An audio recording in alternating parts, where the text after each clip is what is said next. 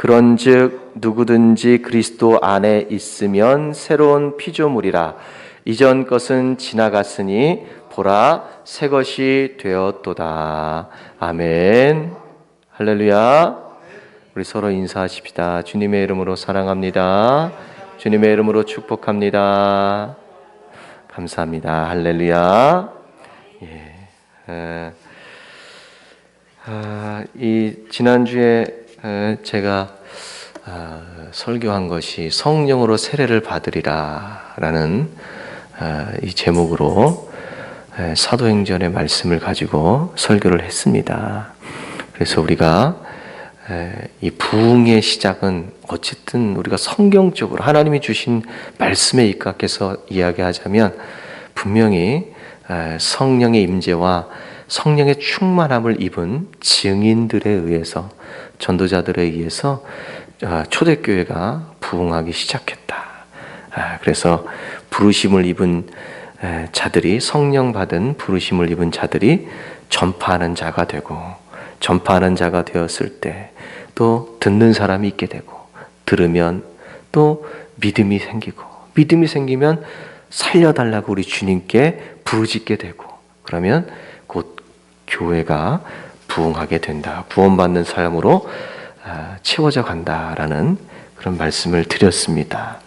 오늘도 이 새로운 피조물이라는 제목으로 말씀을 드리는데, 성령과 관련된, 성령의 세례, 성령 충만과 관련된 그런 말씀들이라고 할 수 있습니다. 그래서 오늘도 이 새로운 피조물이란이라는 말씀을 들으실 때에 성령의 어떤 역사, 성령께서 하시는 일들, 이런 것들에 초점을 잘 맞추셔서 들을 수 있게 되기를 바라겠습니다. 자, 새로운 피조물이란 어떤 사람을 두고 얘기하는 것인가? 새로운 피조물이라는 단어가 오늘 말씀에 나오는데, 새로운 피조물이란 어떤 사람인가? 우리가 더 구체적으로 좀 이해가 필요한데요. 일단은 이 말씀을 제가 오늘 집중해서 보시라고 말씀을 많이 이렇게 영상으로 올렸는데, 자, 성령으로 난 사람, 이게 니고데모라는 사람하고 이 대화 가운데 나오는 이야기인데, 니고데모가 어떻게 하면 이 하나님 나라에 들어갈 수 있습니까? 라는 질문에 예수님께서 이렇게 대답을 하셨어요. 자, 이거 무슨 얘기냐면 읽어보겠습니다. 요한복음 3장 5절 7절 말씀 함께 읽겠습니다. 시작. 예수께서 대답하시되 진실로 진실로 내게 이르노니 사람이 물과 성령으로 나지 아니하면 하나님의 나라에 들어갈 수 없느니라. 육으로 난 것은 육이요 영으로 난 것은 영이니 내가 내게 거듭나야 하겠다는 말을 놀랍게 여기지 말라. 아멘. 예, 성령으로 난 사람, 새로운 피조물이라는 말은 곧 성령으로 거듭난 사람을 새로운 피조물이라고 합니다. 성령으로 난 사람.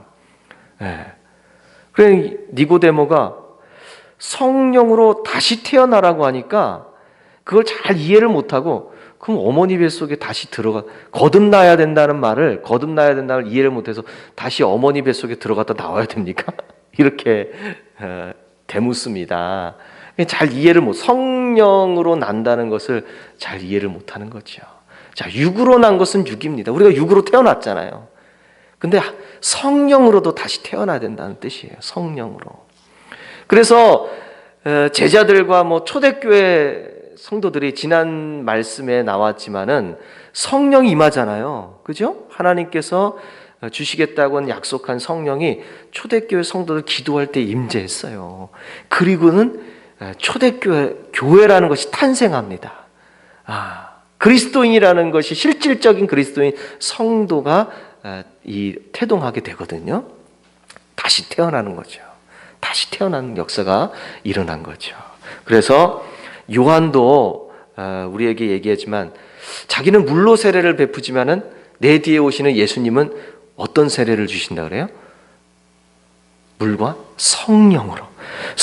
불과 성령으로. 성령과 불로 세례를 주신다 그랬어요. 그래서 성령의 세례를 이야기하는 거죠.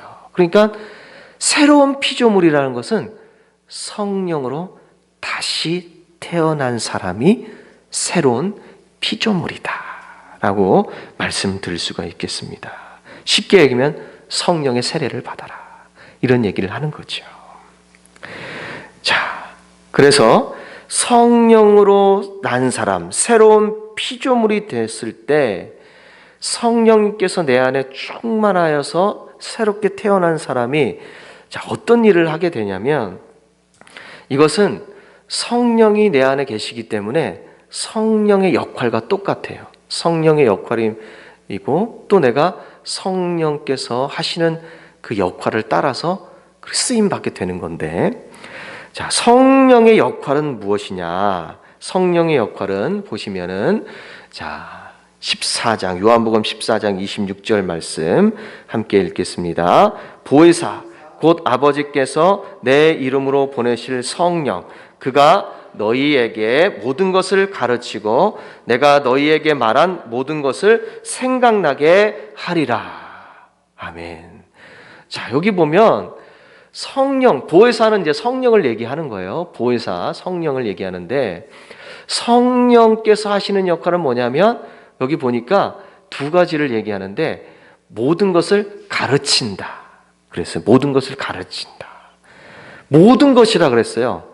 그러니까 정말 모든 거예요. 내가 살아가면서 나의 모든 것, 내 삶의 모든 것을 다 가르치신다는 거예요. 그래서 무엇이 옳고 그른지, 무엇이 죄고 무엇이 의로운 것인지, 옳은 것인지, 선인 것인지, 무엇이 악인지, 어느 길로 가야 할지, 내 비전은 무엇인지, 하나님이 나에게 품으신 뜻은 무엇인지, 그러니까 나에 대한 모든 것들, 내가 행하는 모든 것들을 가르치신다는 겁니다. 모든 것을 가르치시는 분이 바로 성령님이세요. 그러니까 새롭게 태어났다는, 지금까지는 어떻게 살았습니까? 지금까지는 내 삶을 내 뜻대로 살았어요. 내가 마음에 나오는 욕심대로 살았고, 내가 추구하는 그 방향으로만 살았습니다. 내가 가진 지식으로 살았고, 내가 가진 경험으로만 살았습니다. 이전에는. 그런데 새로운 피조물로서 성령으로 난 사람은 어떻게 살아요? 이제 성령께서 가르쳐 주시는 대로 살기 시작합니다. 성령께서는요, 내 안에 육체, 내 욕심과 항상 이 안에서 갈등을 유발해요. 갈등을 일으킵니다. 그래서 난 이렇게 내 욕심대로 이렇게 살고 싶은데 성령님이 말씀하셔서 아니야, 그렇게 살면 안 돼, 간섭하십니다. 그럴 때 새로운 피조물은 성령님의 음성을 듣고 그 갈등에서 성령님의 말씀을 따라 살아가요. 그 가르침대로. 항상 그런 갈등이 우리 그리스도인들에게는 항상 있어요. 안 믿는 사람들은 없어요. 안 믿는 사람들은 없어요. 편해. 근데 우리 그리스도인들은 사실 조금 불편하다고 생각할 수도 있겠습니다.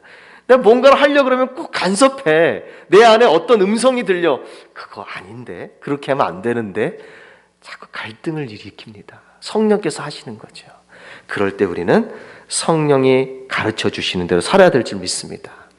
그리고 가르치시고 내가 너희에게 말한 모든 것을 생각나게 하리라. 예수님의 말씀이 생각나게 하시는 분이 성령님이에요. 그래서 지난주에 제가 말씀드렸잖아요. 증인에게 있어서 중요한 건 뭐냐면 성령에 따라 말하게 하심이 중요하다. 우리가 전도할 때 우리도 우리 사모와 같이 이제 주중에 이제 얘기를 하게 되는데, 항상 머릿속에 만약에 내가 어떤 사람을 만난다면 이 사람한테 어떤 얘기를 하고 어떻게 말씀을 준비하고 막 이런 고민들이 항상 있어요. 예? 내가 어떻게 전도하지? 무슨 말로 전도하지? 아무개라는 사람이 있는데 이 사람을 만났을 때 내가 뭐라고 말을 해줘야 되지? 막 고민이 굉장히 많아요. 만나기도 전에, 전도하기도 전에 막 머릿속에서 오만 가지 생각이 다 나요. 그런데 그 모든 것들을 내려놓고 성령께서 나와 함께 하시니까, 내가 그분을 만났을 때 성령께서 내게 지시하는 대로 난 말할 거야. 그런 믿음을 갖고 살아가야 되는 거죠. 그래서 새롭게 태어난 사람, 새로운 피조물, 성령으로 난 사람은 내가 뭘 말할까 걱정하지 않습니다. 성령님께서 나와 함께 하시니까 그 순간 성령님이 내게 분명히, 난 믿음이 있어, 내게 말할 무언가를 생각나게 해주실 거야. 주님의 말씀이 생각나게 해주실 거야. 그렇게 믿고 나아가는 거죠. 그래서 성령으로 난 사람, 새로운 피조물은 바로 예수님의 말씀이 생각나게 될 줄 믿습니다. 그래서 성령의 충만함이 필요합니다. 그리고 요한복음 15장 26절의 말씀에도 보면 내가 아버지께로부터 너희에게 보낼 보혜사, 곧 아버지께로부터 나오시는 진리의 성령이 오실 때까지 그가 나를 증언하실 것이요. 자, 성령의 역할이 또 뭐예요? 우리를 가르치고 또 우리 말씀이 생각나게 하는 것 말고도 우리가 예수님의 증인으로, 증언하는 사람으로, 예수님을 전하는 사람으로 그렇게 사용하신다는 거예요. 성령의 역할이에요. 우리를 증언하게 하시는 거.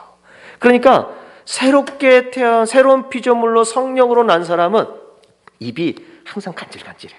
뭐 어떻게 간질하냐면, 야, 어느 순간에 내가 예수님을 전하지? 입속에, 야, 귀에만 와봐. 내가 예수님 전할 거야. 증언하게 하신다는 거예요. 성령님은 우리를 자꾸 증언하게 하신다는 거예요. 예수님에 대해서. 예수님을 알면은 이 사람 참 기가 막히게 인생이 바뀔 텐데. 입에서 간질간질합니다, 막. 이게 바로 성령으로 난 사람의 특징이에요.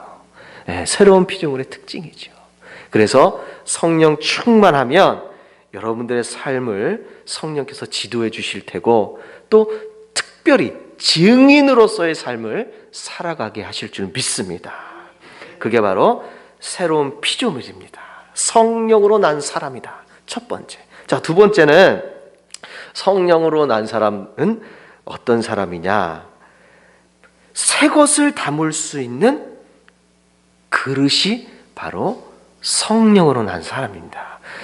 새 것을 담을 수 있는 새 부대 그릇. 그게 바로 성령으로 난 사람, 새로운 피조물이에요. 새로운 피조물. 자, 하나님의 말씀을 보시면은 자, 마태복음 9장 17절의 말씀입니다. 함께 읽어볼까요? 시작. 새 포도주를 낡은 가죽 부대에 넣지 아니하나니 그렇게 하면 부대가 터져 포도주도 쏟아지고 부대도 버리게 됨이라. 새 포도주는 새 부대에 넣어야 둘이 다 보전되느니라. 아멘. 낡은 부대에 새 포도주를 담으면 그 새 포도주의 확장성, 새 포도주는 발효력이 굉장히 뛰어나고 굉장히 신축성이 있는 새 부대에 담아야지만 보존이 됩니다. 낡은 가죽 부대, 다 이제 신축성도 없는 낡은 가죽 부대에 담아버리면 그 폭발적인 늘어나는 그 발효력을 이겨낼 수가 없어요. 이겨낼 수 없어요. 그러니까 새 부대가 되어서, 그러니까 하나님의 말씀은 바로 그렇다는 거예요. 하나님의 말씀은요, 폭발적이에요.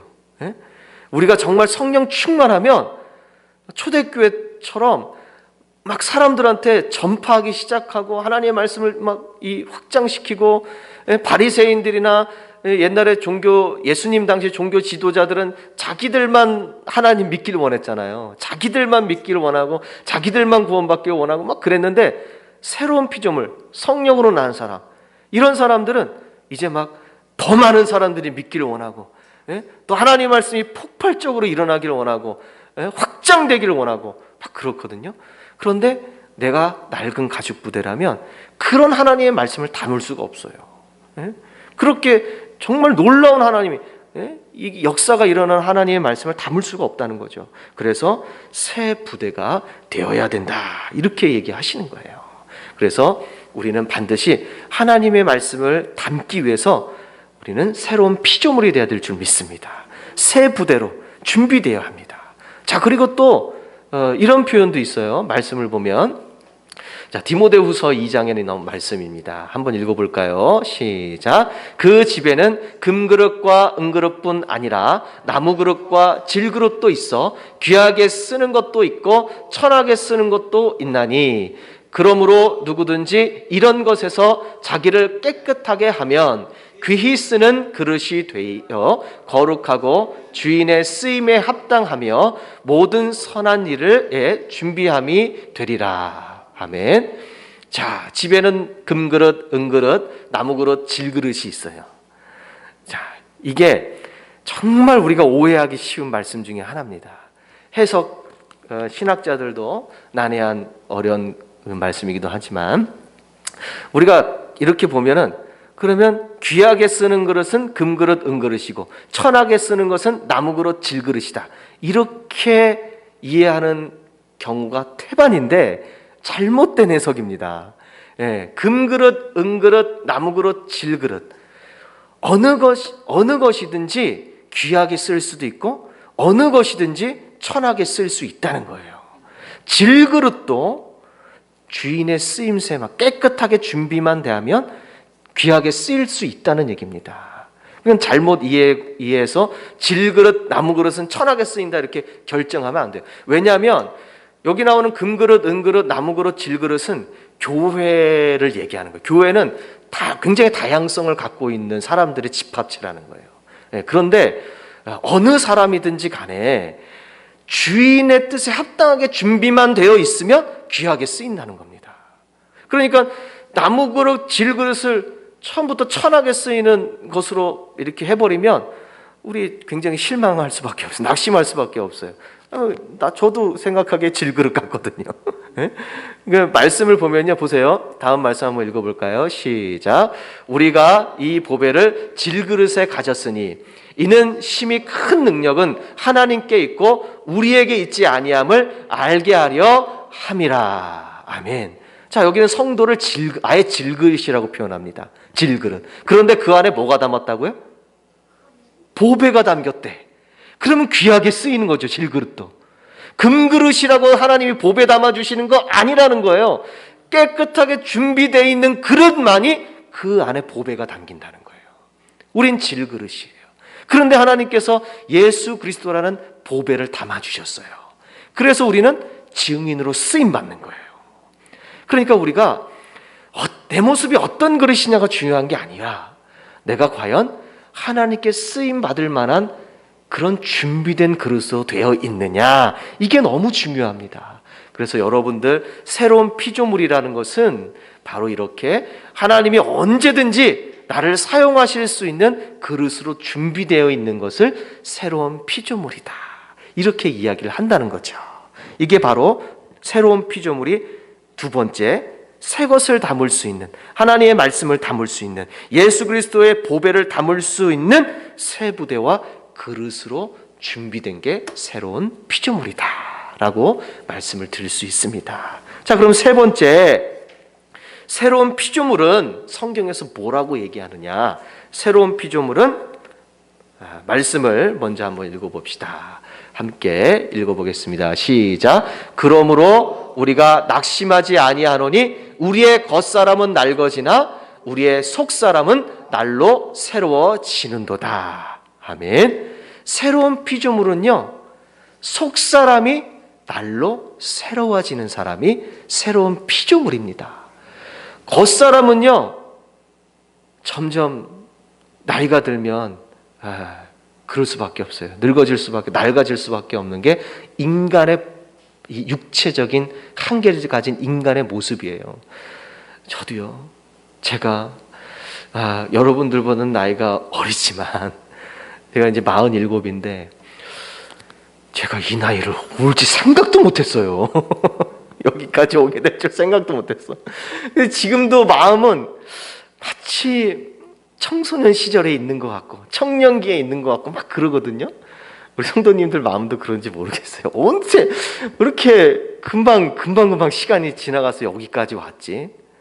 또 시간이 또 금방 가서 지금보다 더 낡아지겠지 나도? 그런 생각이 듭니다. 그런데 중요한 것은 뭐냐면 정말 성경에서 사람한테 중요한 건 겉사람의 모습이 중요한 것이 아니라 속사람이 중요하다는 거예요. 그러니까 우리 이 겉사람은요, 시간을 역행할 수 없어요. 인간의 한계를 벗어날 수 없어요. 그런데 속사람은 어때요? 그게 가능하다는 거예요. 속사람은요, 역행해. 날로 새로워져.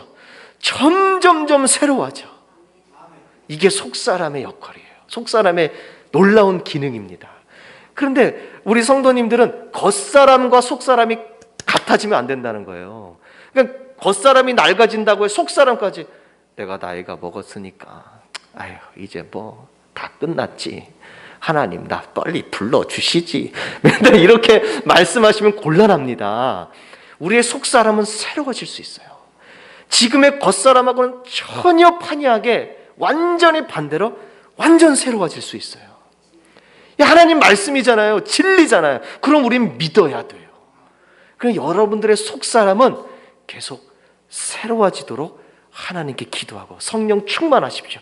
이 말씀의 진리를 깨닫고 믿으십시오.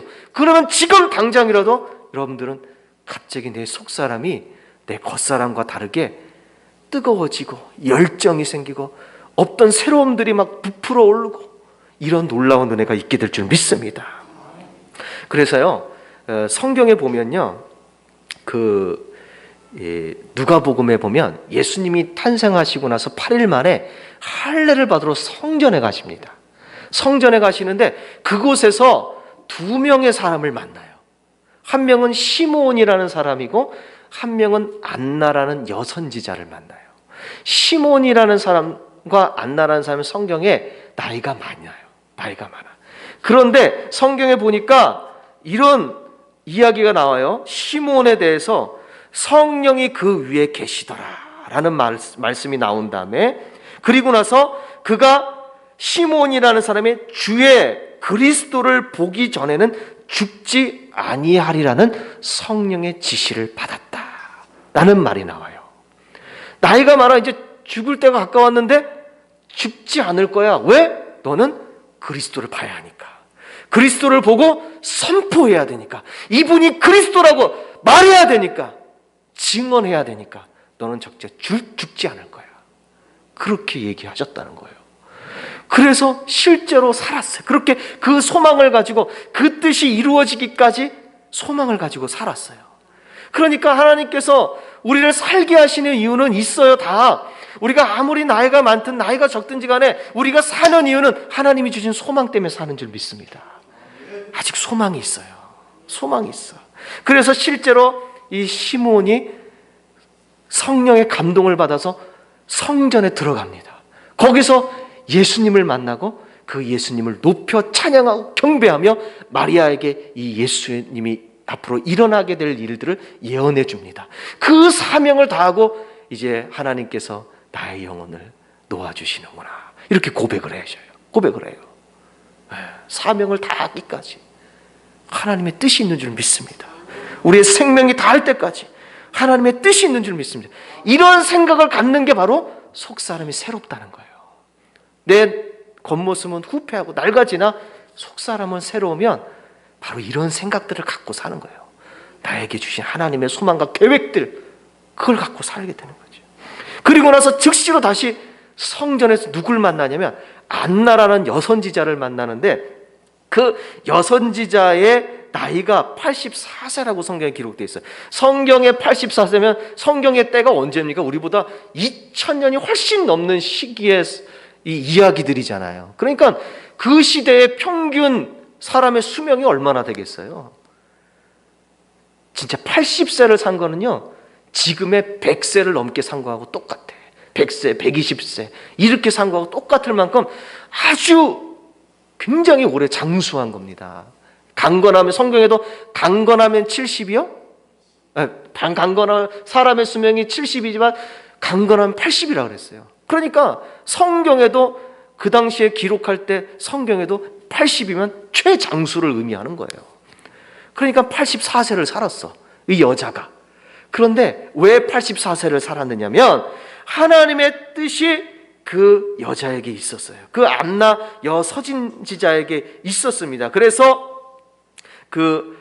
안나라는 여선지자가 예수님을 만나서 예수님이 이 세상을 속량하실 구원이라는 그 구원의 그리스도라는 것을 선포합니다. 안나가 그때까지 그 고령에도 죽지 않고 살아있는 거예요. 바로 그런 사명을 갖고 산다는 것은 새로운 피조물이라는 거예요. 그러니까 저나 우리 여기 사랑이가 제일 나이가 어리죠. 사랑이나 우리 나이가 지금 여기서 우리 장로님이 지금 제일 높으시죠, 그죠? 네, 제일 높은데 사랑이나 우리 장로님이나 겉모습은 완전 다르지만 속 사람은 똑같을 수 있어요. 속 사람은요. 그러니까 우리 새로운 피조물은요, 나 자신을 자꾸 내 속사람까지 낡아지게 만들면 안 된다는 거예요. 새로운 피조물, 성령으로 난 사람은 속사람이 항상 새로운 줄 믿습니다. 이 믿음을 가지고 오늘 하루를 살아도 긍정적으로 사시고 희망을 갖고 사시고 하나님이 주신 내 사명이 어느 순간에 이루어질까를 기대하면서 살게 되기를 소망합니다. 이게 바로 새로운 피조물이에요.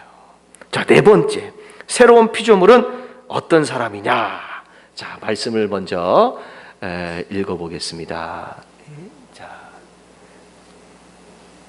말씀이 5장 15절. 예, 함께 읽겠습니다. 시작. 그가 모든 사람을 대신하여 죽으심은 살아있는 자들로 하여금 다시는 그들 자신을 위하여 살지 않고 오직 그들을 대신하여 죽었다가 다시 살아나신 이를 위하여 살게 하려 함이라. 자, 새로운 피조물은 어떤 사람이냐? 이제는 누구를 위해 사는 사람이라고요? 나를 살아나게 하신 이를. 그게 누굽니까? 예수님이죠. 새로운 피조물은 이제는 예수님을 위해 사는 사람, 그리스도 안에 있는 사람을 새로운 피조물이라고 합니다. 그전에는 나를 위해 살았어요. 내 가족을 위해서 살았어요. 또 애국적인 사람은 뭐 나라를 위해서 살 수도 있겠죠. 그러나 이제는 모든 것을 내려놓고 누구를 위해 살아요? 예수님을 위해 사는 사람이 바로 이 새로운 피조물입니다. 다음 말씀을 한번 볼까요? 시작. 나는 포도나무요 너희는 가지라. 그가 내 안에 내가 그 안에 거하면 사람이 열매를 많이 맺나니 나를 떠나서는 너희가 아무것도 할 수 없음이라. 아멘. 자, 예수님은 포도나무고 우린 가지입니다. 그래서 포도나무 되시는 이 예수님께서 우리에게 공급하시는 영적인 에너지들을 가지고 이제 내 삶 속에서 열매를 맺고 살아가는 거예요. 그래서 그가 내 안에, 내가 그 안에. 연합이라는 뜻이에요. 연합. 예수님과 내가 하나가 된다는 뜻이에요. 새로운 피조물은 뭐냐? 바로 예수님과 내가 하나가 된 삶. 그게 바로 새로운 피조물입니다. 그전에는 어땠습니까? 그전에는요, 누구와 연합했어요? 세상과 연합하며 살았어요. 더 심각하게 말하면 죄와 연합했고 어둠과 연합했고 더 심각하게 얘기하면 마귀와 연합하며 살았어요. 그러나 이제 새로운 피조물은 누구와 연합합니까? 예수님과 연합하여 사는 삶이에요. 예수님과 하나가 되어서 사는 삶입니다. 그 전에 죄와 연합하고 세상과 연합할 때는 우리가 맺는 열매는 무슨 열매입니까? 죄의 열매였어요. 그러나 예수님과 연합하며 살기 시작하면 그때부터 나의 가지에는, 내 몸에, 내 삶에는 어떤 열매가 맺어집니까? 이제 예수님의 열매, 성령의 열매, 성령의 9가지 열매 있잖아요. 그 9가지 열매를 맺으면서 사는 거예요. 사랑하고, 기쁘고, 평화하고, 온유하고, 절제하고, 이런 성령의 열매들을 맺으며 살기 시작합니다. 이게 바로 그리스도와 연합한 삶이고 이것이 새로운 피조물입니다. 그래서 그리스도의 연합은 바로 재창조. 그전에는 죄의 열매를 사는 삶이었다면 성령의 열매, 하나님의 열매를 맺는 삶으로 재창조된 거예요. 그래서 성령으로 난 사람, 거듭난 사람이라고 이야기하는 이유가 거기 있습니다. 삶의 방식이 바뀌고 내 사고방식이 바뀌어요. 사도 바울이 예수님 만나기 전에 어땠습니까? 예수님 믿는 사람들을 쫓아다니면서 박해하고 잡아다가 옥에 가두는 사람이었어요. 그러나 예수님 만나고 어떻게 됩니까? 완전히 바뀌어요. 이제는 예수님이 그리스도라고 증언합니다. 예수님이 구원자라고 증언합니다. 박해했던 사람에서 박해받는 사람이 됩니다. 그러니까 삶의 방식이 바뀌고 사고방식이 완전히 바뀌어요.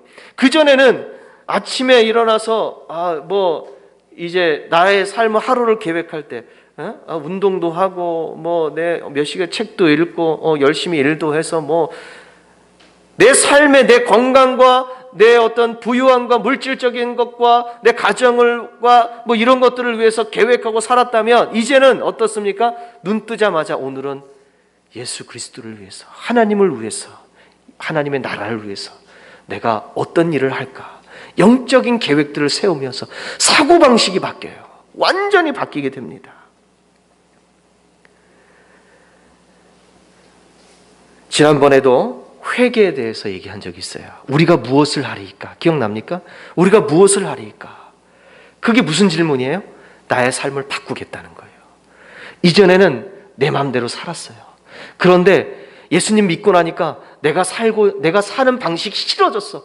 내가 사는 방식이 더럽다고 생각되고 내가 사는 방식이 인간적이고 세상적이고 심각하게는 더 타락한 사람에게는 마귀적이라고 생각이 들 수도 있어요. 그런데 예수님을 믿고 나니까 이제는 내 삶을 바꾸고 싶어. 그래서 우리가 무엇을 하리까 하고 질문을 하기 시작하는 거예요. 내 삶을 바꾸기 위해서. 새로운 피조물은 이처럼 예수님과 하나 되어서 재창조가 되어가지고 완전히 다른 삶을 살게 되는 겁니다. 오늘 말씀을 보십시오. 오늘 말씀에 다시 한번 읽어봅시다. 시작. 그런즉 누구든지 그리스도 안에 있으면 새로운 피조물이라. 이전 것은 지나갔으니 보라 새 것이 되었다. 자, 새로운 피조물이라고 하면서 이전 것은 어떻게 됐대요? 지나갔다. 이전 것은 지나갔다. 보라 새 것이 되었다. 이전 것, 이전의 삶, 이전의 사고방식, 이전의 모든 계획들, 이전의 모든 지식과 경험들, 이건 이제 다 지나갔어. 이제는 새 것이 되었어. 이제 예수님의 삶의 방식, 예수님이 가르쳐 주시는 말씀과 성령께서 나를 가르치시고 인도하시는 방식대로 증인으로서 그렇게 살아가는 새로운 것이 되었다. 이게 바로 새로운 피조물입니다. 그래요. 우리 지금까지 잘 살았습니다. 잘 살고 내가 생각하고 내 지식과 내 경험을 따라서 잘 살았습니다. 못 살았다는 건 아닙니다. 그러나 우리가 새로운 피조물이 되기 위해서는 예수님의 삶의 방식을 성령님께서 내게 지금 말씀하시는 감동을 따라서 살기 시작해 보십시오. 그러면요, 이전에 내가 가졌던 열매 못지않게, 아니요, 그것보다 훨씬 더 값진 삶의 열매들이 여러분들의 맺게 될 줄 믿습니다. 새로운 피조물이 되어서 우리 이렇게 살아가게 되길 간절히 축원합니다. 기도하시겠습니다. 사랑과 은혜가 충만하신 하나님 아버지, 성경에서 우리는 그리스도 안에서 새로운 피조물이라 하였습니다. 새 것이 되었다 하였습니다. 우리의 겉사람은 후패하고 낡아지나 그러나 우리의 속사람은 그리스도인으로서 새로운 피조물로서 거듭난 사람은 우리의 속사람은 날로 새로워지는 줄 믿습니다. 죄의 열매를, 세상의 열매를, 내 인간적인 삶의 열매를 맺었던 삶이 이제는 하나님 나라와 성령님의 인도하심을 따라 사는 열매를 맺게 될 줄 믿습니다. 새로운 피조물이 되어서 우리 하나님의 뜻을 따라 사는 삶을 시작하게 하시고 더 충만하게 역사되게 하여 주시옵소서. 예수님의 이름으로 기도하옵나이다. 아멘. 아멘.